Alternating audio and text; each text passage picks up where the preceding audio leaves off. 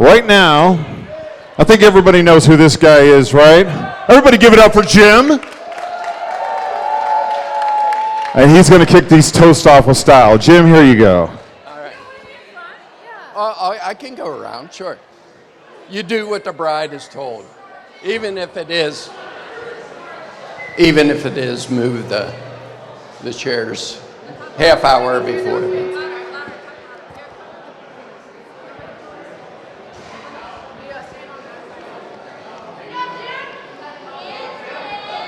Can you hear me? Where is the good? Can you hear me in the back? In the back? Can you hear me? Can I have your attention? You can't? Can you hear me? Now you can hear me. Okay, sorry about that.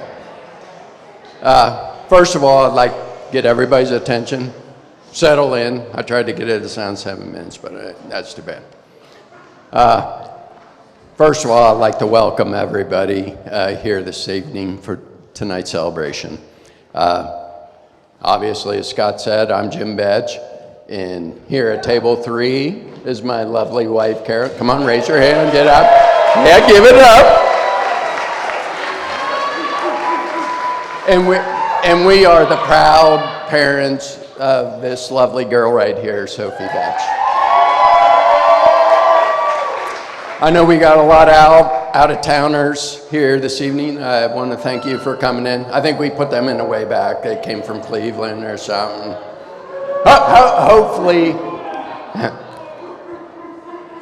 Hopefully, you guys feel more welcome tonight than our Cincinnati Bengals felt this past weekend. So, Ray and Maggie, I'd like to thank you both for just a beautiful rehearsal dinner last night. That was awesome, great venue. And I'd like to thank everything you've done to make this evening happen. I think it's been really great. Kara and I have had past few years to get to know Maggie and Ray pretty well. And it doesn't come to any surprise to us what a beautiful and great young man Ray J turned out to be. Really, it's the whole Szczepaniak family. That's a great family. Now their last name's Szczepaniak. I don't know if you know.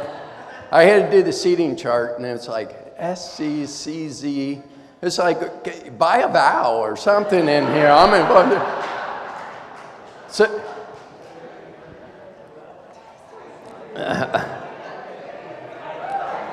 I forgot where I was here. That's all right. Well, Szczepaniak. So you'd think on an invitation that might be your word that gets misspelled, right? Well, Sophie nailed Szczepaniak on the first draft of the invites, but she happened to spell her own last name that has been her name for 23 years, and she misspelled that, so she had to get a suck and run her. Unfortunately, I'm responsible. I can't spell worth a damn, so she got that from me and some other traits that we're not going to mention, right?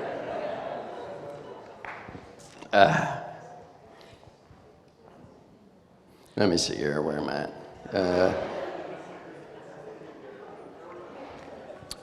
But fortunately, Sophie at an early age had some traits and capabilities that made her specifically Sophie. She is our youngest of 3 children, Andrea and Nick being her older siblings. Sophie is 4 years younger than the 2 of them. And when we went to events where, it's a company picnic or something like that where you go to and you don't really know the people there, Sophie was the one that took the lead. She grabbed her hand and went right into it. She didn't care if she didn't know anybody, but she was the one that took the lead. An example of this is when she was in 4th grade, she became terribly allergic to school. I know, right? It's serious. And church. School and church, the buildings. Well, I swear to God, we still don't know what it was, but it about killed her. I mean, long story short, we hit an end of fourth grade by homeschooling, and then the following year in 5th grade, take her across town to St. John's, where she didn't know anybody, leave her siblings behind at St. James, and all her friends. It was pretty traumatic for a 4th, 5th grader, right? So she went in to St. John's. A week later, we're thinking, well, she's making this transition pretty good. And we said, Soph, how's it going there at St. John's? And she said, it's great. I got all kind of friends. I said, did you meet them at, was it lollipop soccer or whatever sport she was playing? Did you know them beforehand? She said, no, they're all new. And we said, well, how's that possible? You have all these friends. It's only been a week or so. And she says, first day you go up to them and you ask them some questions. Second day you go up, you ask them more questions. Third day, they're your friend. It's like 1, 2, 3, right? And they're your friend. But that, for those of you who have met Sophie, that's it. You meet her a couple times, and by the third time you think, she's my friend. And I'm glad to be called one of her friends. I don't know if that's where I'm supposed to go in this note, but I am glad so.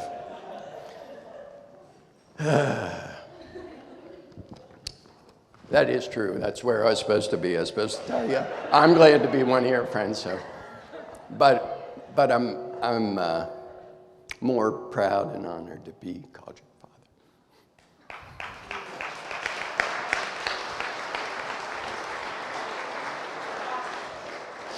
As a date, this I told you to settle in. I tried to get it down in 7 minutes. Didn't happen. All right. As a dad or a parent, and I know walking around, we got plenty of those here, you feel it's your responsibility to raise your kids to get to the point where they're independent and they move on and they're by themselves, which is kind of a little bit of contradiction to what you really feel, because when they go, you hold on to them a little bit. But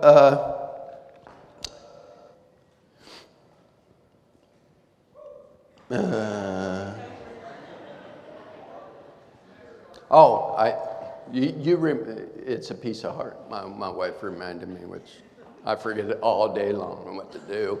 She reminded me here, and this is because it's about her.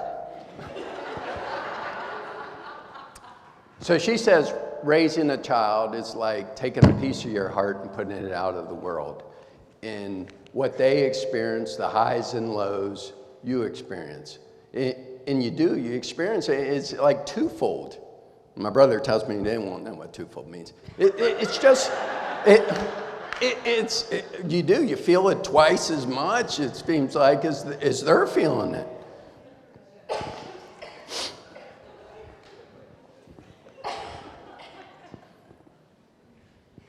I got to do a better job of keeping track here.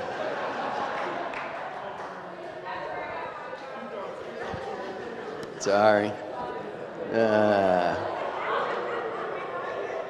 This is where I'm supposed to get sentimental and crying. Kara said, if you don't cry up there, that ain't right. You did. You said it. I did do crying because Sophie gave me a letter earlier, and it was very sentimental and touching, and I love you. But, well, I'll get there. So the point about you experiencing highs and lows. Tonight, we're experiencing the joy of Ray and Sophie having their life together from here on. So I'm sure your mom and dad, Ray and Maggie, definitely Kara and I, our experience, we're on that twofold high. And I think as a father of your baby girl, it's hard to let them go. You feel like you're you're giving up your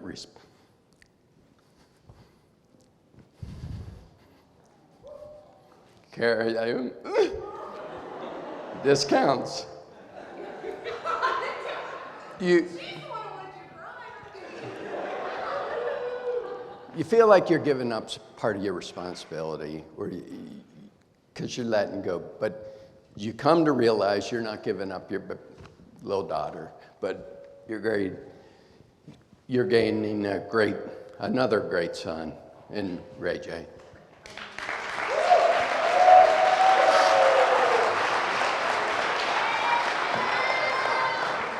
Now, the first dinner we had with Ray J was at a local bar and grill near our house, where a couple of my high school buddies were hanging out, and Karen and I are eating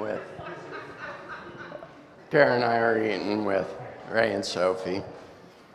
And one of them came over. It happened to be Schmutty. Well, Schmutty is like a 365-pound ex-wrestler, right? He comes over, he hit a couple pops. It was Friday night, watching a lot of football. And I make introductions. He sits down right next to Ray. Remember, he put that big meat hook around you, weighed about 50 pounds.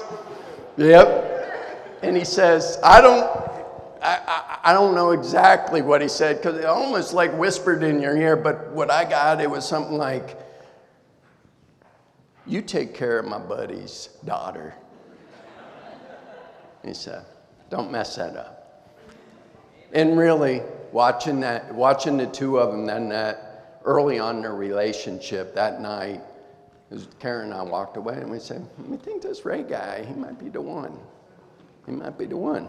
Sure enough, April of last year, Sophie's graduation, Ray is with us, and he asked, like a gentleman, asked for Sophie's hand. I said, this is great. It's April. We'll have a spring. Yeah, right. What's that guy, engagement party or something like that? Now, spring came, summer came, fall. It's like, I'm talking to Karen, didn't I misunderstand? Didn't he was going to do something here? No, Ray waits till December 23rd, the coldest day. Remember last year? It was an Arctic blast. I mean, Cleveland guys back there, they're like, yeah, this ain't nothing. But since then, we're like, damn. And he chooses to propose to her on Fountain Square with, I don't even think they had coats on. I don't know. It was sub-zero. It was crazy, right? But he put a ring on it. That's right. I think it was a good choice, huh? Yeah, I think that was a good choice. Yep. So when planning this wedding, he took 8 months to get engagement. He only gives us a little over 7 to get, a wedding together. It's like, really? It just had 2 years of COVID. Hey, we're going to go down here to North Carolina. You guys, you see what you can find. I think it's a pretty good job. I think this is a pretty nice venue.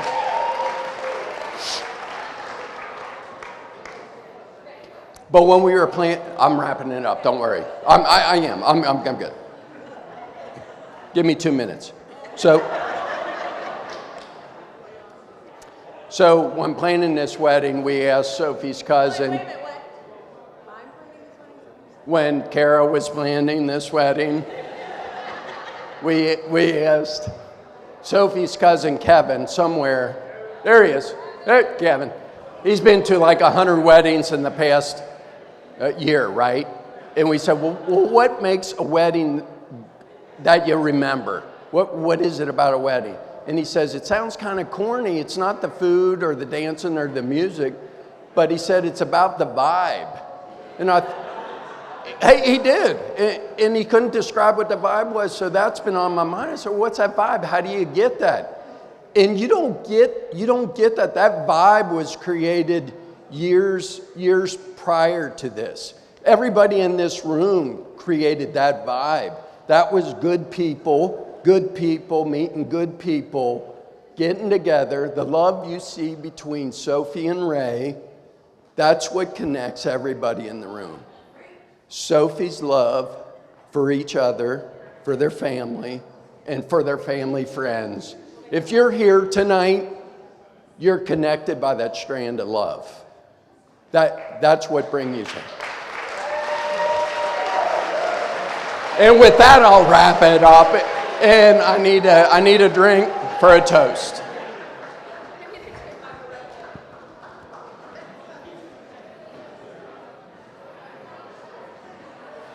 So if you would raise your glasses, toast Sophie and Ray. May the vibe that emanates from Sophie and Ray flourish in the years to come. Yeah! That's what I heard. Hey, cheers. Guys. Cheers. Love you. Love you. Thank you. Love you. Love you. Love you. Thanks. I didn't. You did that. Thanks. Okay. Well, good. Good. Now I'd like to hand the mic over to Andrea.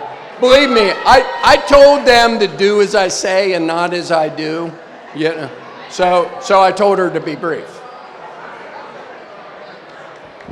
Okay, hi. You'd think for how much I like the spotlight I wouldn't be this nervous, but here we are. I'm Andrea. I'm the older sister. Hello? Okay. I'm the older sister and BFF of the bride. But Sophie and I haven't really been best friends forever, more like best friends since high school. But it's hard to be best friends when you're 7 and 10 years old sharing a room together. Everything became a competition and we kind of hated each other. She hated me and I hated her just a little bit more. But we really have been best friends since high school, spending an hour in the car together, driving to and from school, realizing we actually enjoyed each other's company, just created an unbreakable bond. I don't think any of my friends would consider me soft, except for when it comes to my little sister. A great example of that is the first time that I met Ray. Ray, I don't know if you remember this, but you were bouncing at a bar at the time. I think we all know which one, and they weren't even dating at this point. They were in that talking stage, if you will. I took a step into the bar, immediately had to take a step back after recognizing Ray's face from the multiple photos Sophie had already sent to me. Like I said, they weren't even dating at this point. Being the soft-hearted older sister I was, I asked if he was Ray. He said yes, and I politely introduced myself as Sophie's sister. Then I softly told him that if he ever hurt or harmed my sister, I would softly gouge his eyeballs out with spoons. I'd had a couple of drinks at this point, but I think that sober me probably would have said something similar. Despite my not-so-subtle threats, Ray thankfully decided to still date her after that and move past the talking stage, a testament to how much he actually liked her. And I think at this point, Ray also realized that if he was going to pursue this relationship, he'd be catering to not just one betch girl, but to 3. As a betch girl myself, I can say that that is no easy feat. To appeasing an anxious mother, to putting 2 drunk sisters to bed, Ray's been put through the ringer. And let's not forget, worst of all, having to marry into a Bengals family. Yeah.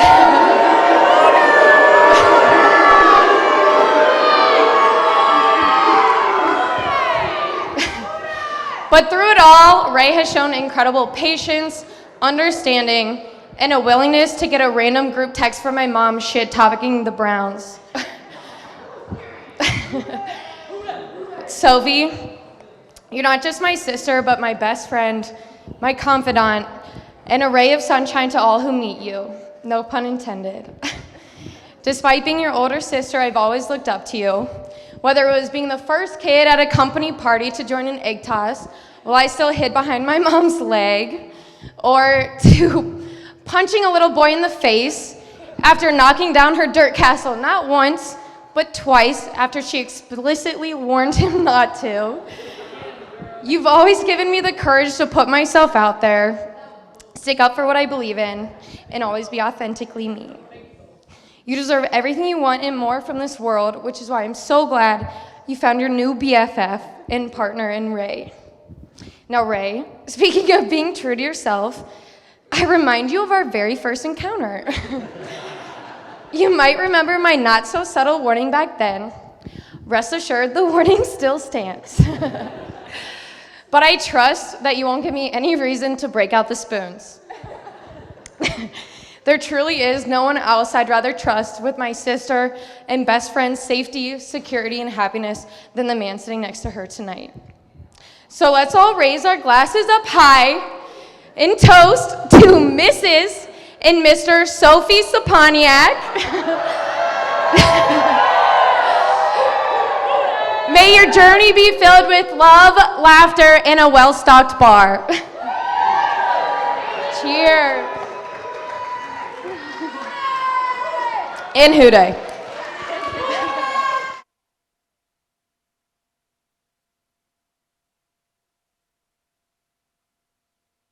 Now for a hard follow-up with Braden. I'm kidding. I'm a little antsy, so I'm gonna walk around if you don't mind.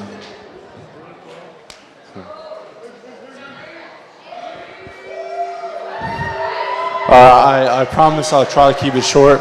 Thank you. Thank you all for being here. I know how much you all being here means to Ray and Sophie. For those of you who don't know me, I am Ray J's bigger, younger brother. I say that, but I'll admit he can beat my ass whenever he wants, so I'm not afraid to admit that. I'll say both those things. But growing up, to be honest, I hated this guy more than I liked him. Every day was full of a fight. We would always be competing in some way, playing basketball, video games. He broke my collarbone once for no reason. No matter what, it was always a fight. And that still goes on today. I remember over spring break, I visited and we played golf. I wasn't doing too well, and he let me know that.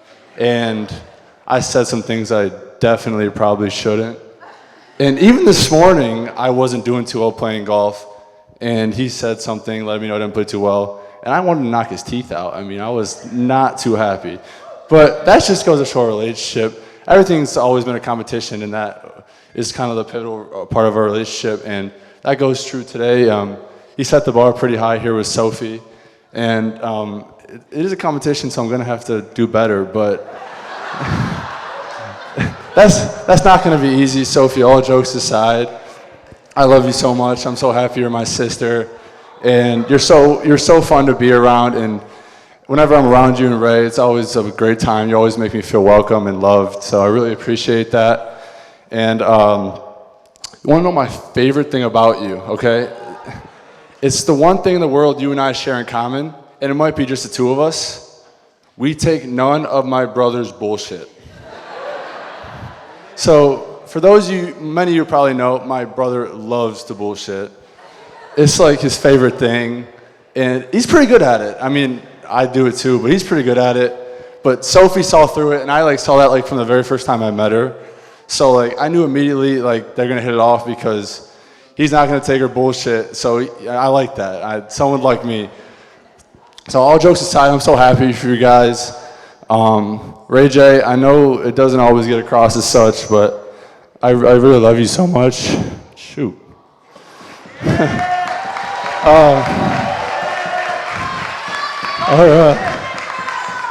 I wouldn't be the man I am today without you always competing with me and trying to make me feel better about myself, or pushing me to be better for myself. And I would probably be a baby. I still am a baby, but I'd probably be a bigger baby if you didn't always try to bully me around and be my bigger brother. So I don't want to get too sappy, and I'll try to wrap it up. So I'm sorry for being sappy, but I do have a gift for the two of them. So if you guys would please come around. I know this is the last speech between us and the real party part. So try to turn it up a little bit. Please come here. I got it. We're good.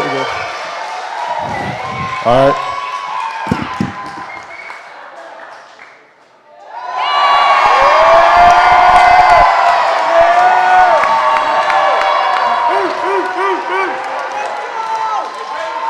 Ray and Sophie, get on the knee, come on.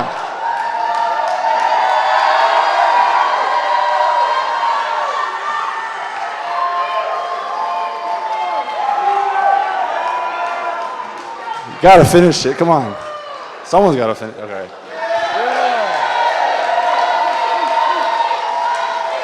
All right, thank you all, let's party.